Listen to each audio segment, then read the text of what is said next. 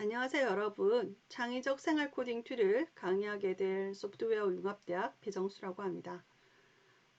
창의적 생활 코딩 툴은요, 초보자를 위한 데이터 사이언스 입문이라는 부제처럼요, 비전공자가 데이터를 처리할 수 있도록 하는 스킬을 학습할 수 있도록 하는 수업입니다. 4차 산업혁명에서 가장 핵심이면서 어쩌면 주제로인 데이터를 어떻게 활용할 수 있을 것이며, 그리고 더 나가서 비전공자가 여러분 전공 분야에서 이러한 데이터를 적용할 수 있도록 그러한 스킬을 가르쳐 주는 수업이고요. 그러한 방법적인 것은 엑셀과 R이라는 프로그램 학습을 통해서 이루어질 것입니다. 먼저 이런 데이터 처리를 위해서 우리는 데이터가 뭔지는 알아야겠죠. 그래서 기본적으로 데이터, 그리고 요즘 핫 이슈가 되고 있는 빅데이터와 데이터 사이언스, 데이터 과학이죠. 데이터 과학의 이론적인 지식을 조금 정리를 해보도록 하고요. 이 위에 여러 가지 실습 예제를 통해서 엑셀을 한번 배워볼까 합니다. 그리고 엑셀로 부족한 부분은, 그리고 R이라는 공유 프로그래밍을 통해서 코딩을 학습을 하고자 하고요.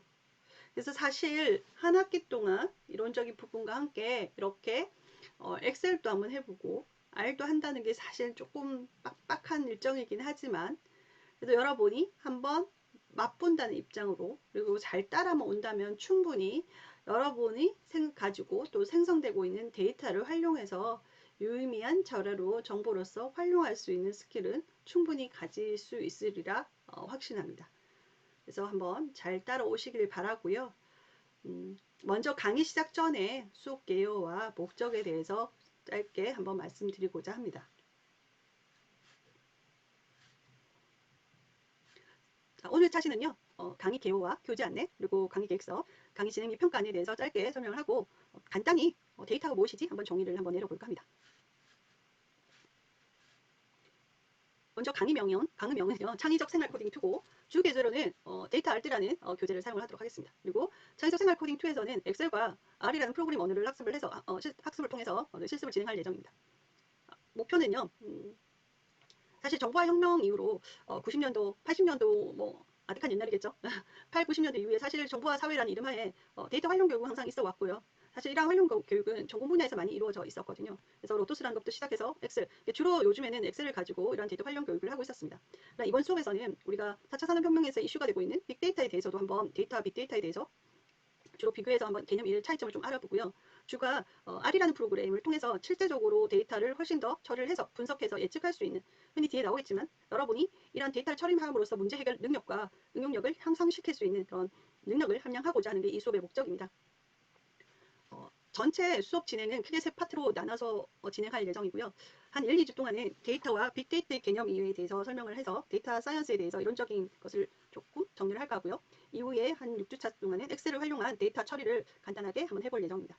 그래서 사실 엑셀만이라도 정보 처리 수업에서는 한 학기 동안 해도 사실 빡빡한 내용이긴 하거든요. 그래서 이번 학기에서는 엑셀에서는 여러 가지 고급 함수도 있긴 하지만 기본적으로 어떤 데이터를 불러와서 그 데이터를 정제하고 보고자 형식으로 처리를 하고, 그래서 유의미한 자료로 만들 수 있는 그러한 데이터 처리의 입장에서 이 수업을 진행할 예정이에요. 그래서 1학년 때나 한번 경험이 있는 분들은 사실 고급 함수들, 엑셀에서 넘쳐나는 고급 함수들이 있지만 그걸 다 다루지는 않을 거고요. 그래서 차트나 그리고 피벗 테이블 같이 데이터를 잘 정리할 수 있는 방법적인 것으로 엑셀을 수업을 진행할 예정입니다. 그리고 이후에 R을 좀 더 시간을 많이 할애를 해서 R을 활용한 데이터 분석 수업을 할 예정입니다. 그래서 여러분은 데이터와 빅데이터의 개념 이해부터 해서 엑셀과 R과 그래서 세 파트의 분야를 학습을 한다고 이해를 하시면 될 것 같습니다. 자, 교재 안내. 교재명은 초보자를 위한 데이터 사이언스 입문 데이터 알츠고요. 저자는 배정수, 황순욱. 출판사는 연두 에디션입니다. 출판일은 이게 3월 한 셋째 주 정도에 구매하실 수 있고요. 수업 이전까지는 수업 자료가 업데이트 될 예정이오니까 다운로드 받아서 학습에 도움을 받으면 됩니다. 그 외에 이 교재 안에는 사실은 여러분이 수업하는 실습 위주의 내용을 좀 정리를 해서 올리는 교재이고요. 그리고 수업 중간중간에 다양한 예제들은 다른 부교재를 활용해서 그렇게 수업을 진행할 예정입니다. 보는 것처럼 초반에는 데이터에 대해서 한번 이론적으로 정립을 하였고요. 그리고 빅데이터나 데이터와 빅데이터에 대한 내용을 올렸습니다. 그리고 3주차부터 시도되는 엑셀 수업이 진행될 예정이고요. 엑셀을 통해서 여러분이 데이터를 처리를 해서 어떻게 활용할 것인가에서 중점적으로 수업이 진행될 예정입니다. 그래서 다른 엑셀 수업처럼 아주 세부적으로 메뉴나 셀이나 그리고 뭐 고급 함수들을 설명하고 있지는 않습니다. 그래서 하나의 수업 예제를 해서 꼭 데이터 처리에 필요한 스킬만 다루고 있으니까 혹시 엑셀로 이 책으로 부족한 부분들은 그럼 뭐 다른 엑셀 책을 참고하셔도 참 좋을 것 같습니다. 그리고 지금 보는 것처럼 주로 엑셀 부분에서도 이렇게 시각화 도구라든가 이러한 부분을 사용할 예정이고요. 다음 강의 계획서를 한번 확인하도록 하겠습니다. 1, 2주차에 걸쳐서는요. 데이터 사이언스라고 해서 데이터가 무엇이고 그리고 데이터 과학, 그죠? 데이터 과학이 무엇이기에 이렇게 요즘에 난리인지 한번 알아보도록 하고 그리고 여러분이 이 수업 시간에서는 자료, 정보, 지식, 지혜의 사이클을 제대로 이해를 해서 그 데이터가 가지고 있는 정의를 여러분이 분명히 설명하실 수 있었으면 좋겠습니다. 그리고 2주차에서는 빅데이터의 기술에 대해서 한번 이해를 하도록 하고요. 그리고 빅데이터가 정확하게 무엇인지, 왜 데이터에서 갑자기 빅데이터가 나는지, 단순히 큰 데이터라는 의미 위에 어떠한 정의를 가지고 있는지 한번 정의를 내려보도록 하고 그리고 이러한 빅데이터가 왜 부상하게 되었는지 그리고 이러한 빅데이터를 분석하는 기법과 이러한 데이터를 활용하는 기법이 무엇이 있는지 한번 확인하도록 할 것이고요. 그 마지막으로 빅데이터 시대의 빅브라더 등장이라고 해서 가장 이슈가 되고 있죠. 개인정보 사생활 침해와 플러스 대항해서 공공의 이익을 위해서 데이터를 활용할 것인지 아니면 사생활이 침해가 될 것인지에 대한 부분에 대해서 윤리적인 어떤 문제를 한번 생각하는 시간을 가지도록 할 것입니다. 그래서 3주차부터 엑셀에 대해서 배우도록 할 것이고요. 그래서 엑셀의 기본적인 화면 구성과 메뉴 알기를 할 예정이고 4주차부터는 여러분이 어떤 데이터를 가지고 데이터를 한번 채워보고요. 엑셀 프로그램에서 하는 데이터를 한번 채워보도록 하고 또는 불러온 데이터를 요소 검사를 통해서 검사도 한번 해보도록 함으로써 전체적으로 엑셀을 좀 꾸며보는 엑셀을 통해서 데이터를 꾸며보는 그런 시간을 가져갑니다. 다음 불러온 데이터를 가지고 어떤 조건부 서식을 준다든가 그리고 좀 더 그 값을 가지고 차트를 만들고 그리고 스파크 라인 차트 같은 좀 더 고급지게 차트를 활용하는 방법을 학습하도록 하고요. 챕터 6부터는 엑셀 불러온 데이터를 기본적으로 정리를 하고 나에게 딱 필요한 데이터만 추출하고 이러한 추출된 정보로서 보고서를 작성할 수 있는 방법적인 것인 하나인 피벗 테이블을 사용하는 법을 실습해 볼까 합니다. 그리고 마지막 7주차에는 시간대별 풍력 발전량이라든가 뭐 졸업과정과 급여의 관계라든가 등등 다양한 예제를 통해서 여러분이 데이터를 처리할 수 있도록 하는 실습 예제를 한번 해볼까 합니다. 이 이후에는 이제 그 R이라는 프로그램을 가지고 이전에 했던 엑셀 가지고 했던 같은 방식의 프로그램이 어떻게 해서 R로 훨씬 더 고급지고 확장된 개념으로 할 수 있는지 학습하는 시간이 될 건데요. 챕터 8을 보면 빅데이터를 어떻게 다룰 것인지 그래서 R과 R 스튜디오를 환경을 한번 구축을 해보고 그리고 데이터의 구조와 연산, 그러니까 읽고 쓰고 데이터를 정제하는 방법에 대해서 한번 해볼까 합니다. 그리고 챕터 10장부터는 각각 데이터를 불러와서 어떻게 꾸미고 그리고 분석하는 과정을 한 번씩 각각의 예제로서 우리가 실습을 해볼 거고요. 그래서 챕터 10장에서는 여러 가지 시각화 도구를 한번 사용해 볼 예정이고, 챕터 11부터는 캐그를 가지고 기본적인 타이타닉 데이터셋이라는 게 있거든요. 그런 아주 큰 데이터셋을 활용을 해서 여러분이 실제로 프로젝트를 어떻게 생성을 하고 그리고 관리를 해서 이러한 데이터 처리를 분석을 하는지 한번 해볼 예정입니다.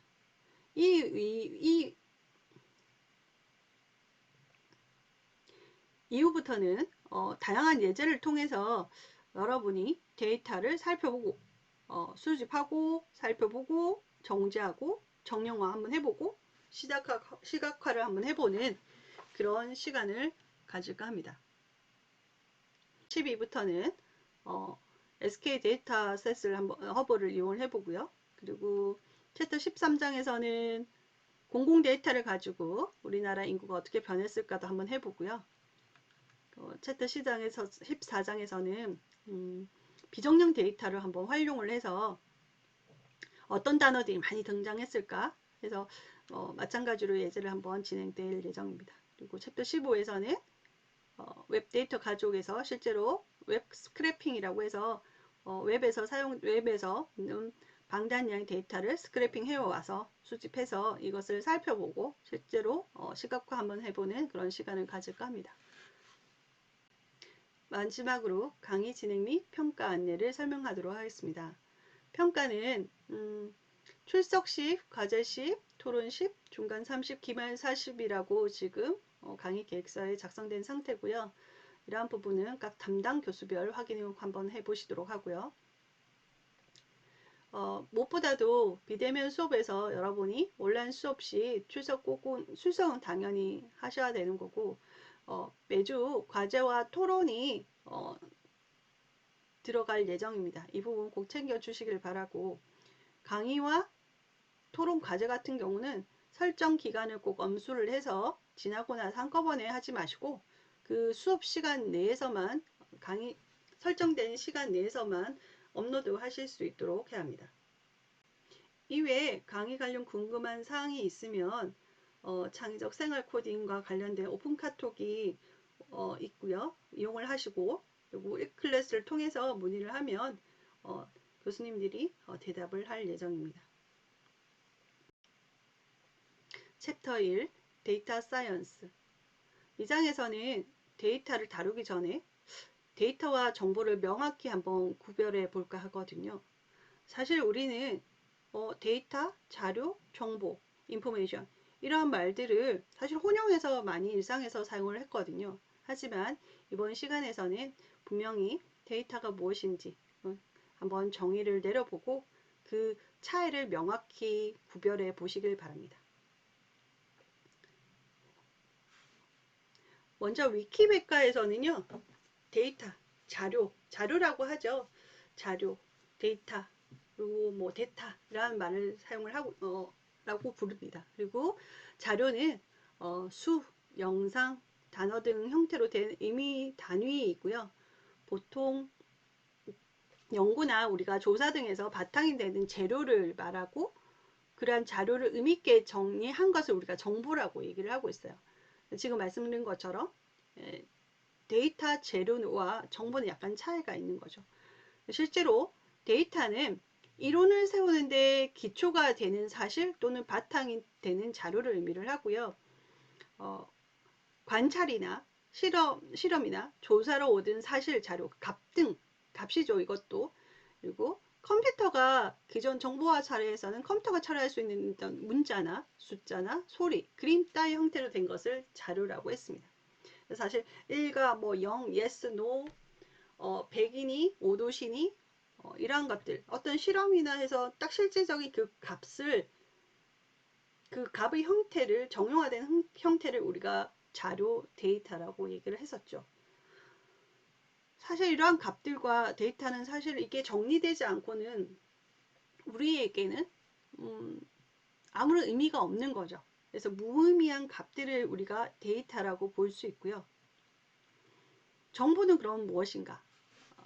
정보는 이러한 데이터에서 좀 더 유의미한 값으로 표현한 것을 정보라고 할 수 있고, 데이터에서 좀 더 통계적인 기술을, 스킬을 넣어서 이것이 나에게 필요한 목적에 맞는 데이터 값이 되었을 때 우리는 인포메이션, 정보라고 얘기를 하고 있습니다. 다시 좀 더 정리를 하자면요.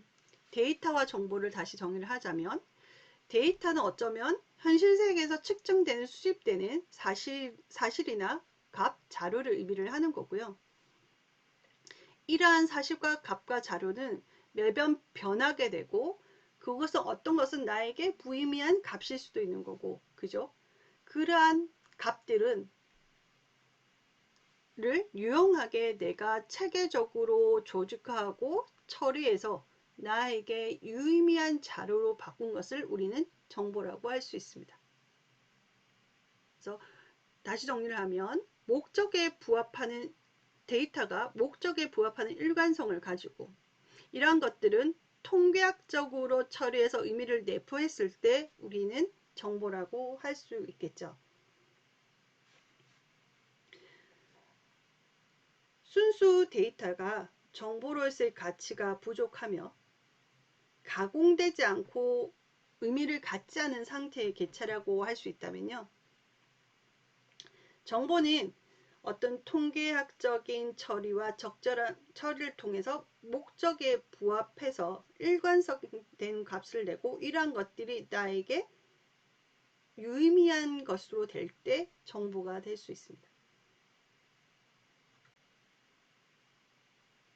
그래서 정보는 데이터를 통계학적 접근을 통해 의미 있거나 유용하도록 처리, 해석, 구조, 구조화 또는 가시적으로 제시될 때 데이터를 정보라 할 수 있습니다. 그러니까 예를 들어서 모든 학생의 시험 점수는요, 어쩌면 데이터 일부일 뿐이 있거든요. 그러니까 누가 쓰겠어요? 그냥 얘는 50점, 얘는 70점, 30점일 수 있고, 어떤 사람들한테 그걸 설명하지 않은 이상은 그 과목의 그 점수가 가지는 의미는 알 수가 없겠죠. 반면에 전체 클래스의 평균 점수는 어쩌면 그 데이터에 추론할 수 있는 정보라고 할 수 있어요. 그죠? 그래서 모든 학생의 시험 점수를 가지고 처리를 해서 의미 있게 활용을 할 때 그것을 정보라고 할 수 있습니다. 자료와 정보를 비교를 설명을 하면 표처럼 데이터를 가공해 얻는 것이 정보다라고 얘기할 수 있고, 기본적인 사실에 의한 로우팩트인 사실값과 이런 것들이 있죠. 비트나 심볼이나 숫자나 글 같은 것을 의미를 하고요. 이러한 것은 no context, 어떤 맥락이 전혀 없고 no meaning, 무의미한 값들을 의미를 가진 것을 데이터라고 한다면, 이러한 데이터를 어떤 처리를 통해서 맥락을 가지게 하고, 데이터 with context, 맥락을 가지게 하고, 그리고 그러한 데이터에 어떤 의미를 부여를 하고요. 그러니까 summarize, 요약을 하고, organize, 구조화하고, 분석화할 수, analysis, 분석화할 수 있을 때 이것을 우리는 information 정보라고 얘기할 수 있을 겁니다. 그림처럼 어떤 무의미한 2002, 1018이라는 값이라는 게 있으면 이러한 것들을 처리를 해서 내 생일은 2002 10월 18일이라고 했을 때 누구나 봐도 이것은 어떤 한 사람 개인 정보가 되는 것이겠죠. 그래서 이러한 데이터와 정보를 좀 더 차이를 정리를 한번 해 보시길 바랍니다. 그러니까 예를 들어서 어떤 겨울 날씨 단순히 뭐 7시, 8시란 출근 시간의 도표는, 그리고 날씨, 오도시나 도로 상태는 사실은 각각의 값만 있는 상태인 데이터가 되는 것이고, 이런 것을 잘 조합해서 볼 때는 우리가 차량의 운전 여부를 판단하는 정보가 될 수 있는 것이고요. 그리고 어떤 요일과 시간에 사람이 많이 몰리는 값들, 뭐 100만 명, 5천 명, 뭐 이런 숫자들은 그리고 각 장소에 있는 인구의 수들은 우리가 향후 약속 장소를 어디를 잡을지 어떤 판단하는 정보가 되겠죠. 그래서 로팩터로 된 자료들이 상황에 맞게끔 잘 처리돼서 표현이 될 때, 그게 서머라이즈 되고 오르가니아이즈 되고 분석화됐을 때 우리는 그것을 인포메이션이라고 얘기할 수 있을 것 같습니다. 이제까지 데이터와 정보를 구별해서 한번 설명을 해보았습니다. 데이터가 유의미한 어떤 정보가 되기 위해서는 목적에 따라 데이터를 가공하는 것이 굉장히 중요하거든요. 그러니까 이러한 과정을 데이터 가공이라고 얘기할 수 있는데, 데이터를 집계를 하고요. 수집된 데이터를 적절하고 정확하게 확인하는 검증 과정도 들어가고, 또는 서로 다른 것처럼 보이는 데이터라도 이걸 연결해서 정보로서 이용이 가능할 수 있습니다. 여하튼 이러한 데이터 가공은 데이터의 의미와 목적에 맞게 판단하는 작업인데요. 중요한 것은 사실은 사용하는 사람이나 상황에 따라서 그 의미와 가치가 달라질 수가 있거든요. 그래서 데이터를 정보로서 활용하기 위해서는 어떠한 맥락에서 이 정보가 사용되었는지 명확하게 이해하는 것이 사실 중요한 어떤 기술입니다. 제가 이 자리에서 이 시간에서 우리가 이 데이터 처리를 비전공자가 배워야 할 이유이기도 하고요.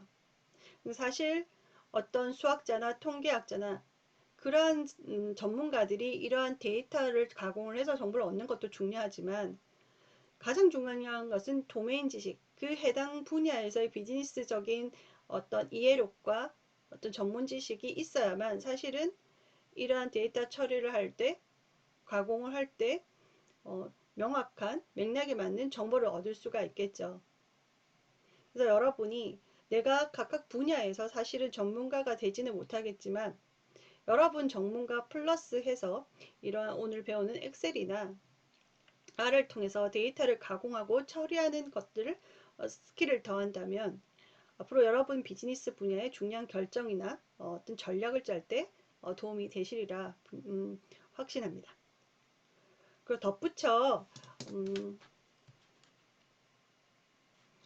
덧붙여 우리가 이제까지 자료 정보에 대해서 얘기를 했는데요. 우리가 주변에서 어떤 일이 일어나고 있는지 사실 파악할 수 있는 능력을 우리가 지식이라고 얘기를 하고 있거든요. 그러니까 그러한 이러한 지식은 어디서 났냐? 이러한 상황을 파악할 수 있으면 사실 정보력이 있어야 되거든요. 이러한 정보력은 사실 또 데이터를 가공해서 얻죠. 그래서 지금 그림에서 보여지는 것처럼 자료, 정보, 지식지의 사이클이라고 되어 있는데요. 우리는 어떠한 값들, 사실에 입각한 데이터를 가지고요. 가공되지 않은 무의미한 어떤 사실을 가지고 정보를 얻게 되고요.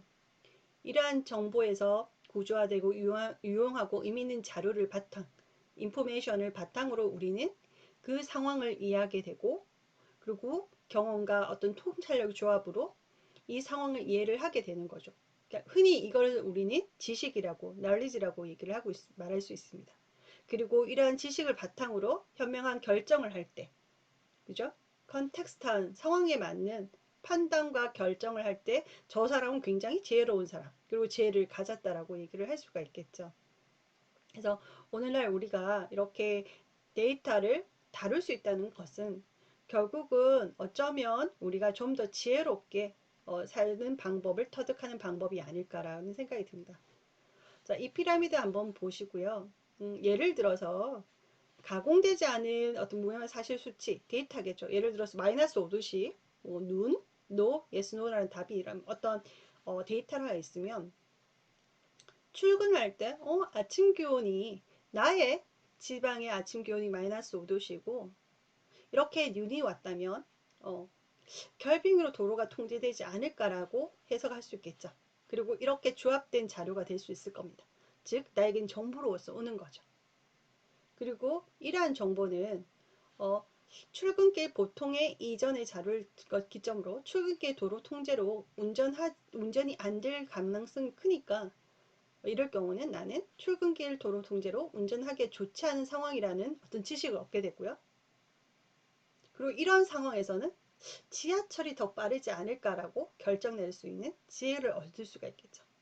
굉장히 단순한 어떤 피라미드를 제가 이렇게 예를 들긴 했는데 모든 상황은 이렇지 않을까 싶습니다. 그래서 자그마한 무의미한 데이터가 우리가 어떤 중요한 판단과 결정을 내리는 지혜를 얻는 과정이 되는 거고요.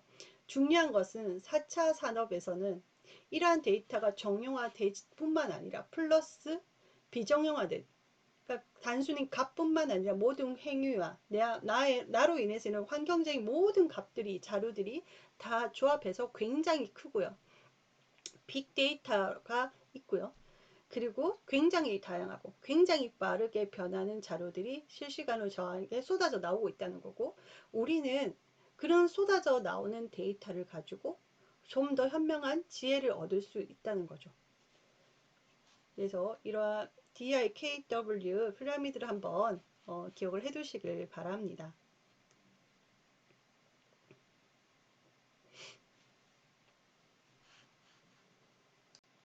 네, 그래서 짧게 수업 들어가기 전에 데이터와 정보에 대해서 이해를 한번 정리를 한번 해봤고요. 나머지 이 시간 2차씩 끝나고 나서는 여러분 전공 분야에서 생성되는 데이터를 한번 생각해 보고요.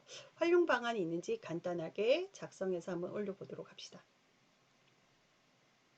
네, 오늘도 수고하셨습니다.